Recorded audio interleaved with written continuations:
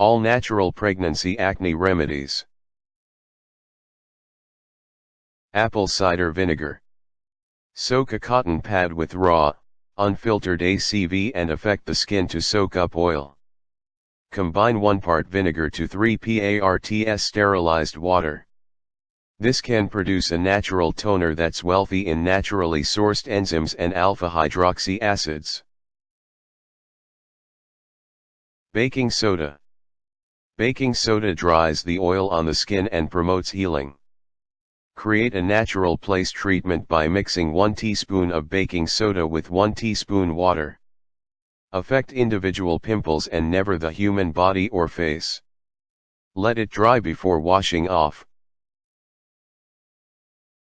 Honey.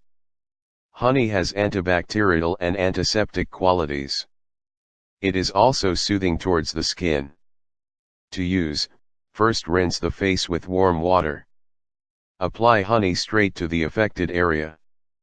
Leave it on the skin for 20 to 30 minutes. Rinse with warm water. Coconut oil. Coconut oil has antibacterial and antifungal qualities. It is also soothing towards the skin and incredibly easily absorbed. Apply virgin coconut oil rather of the moisturizer when it is bedtime.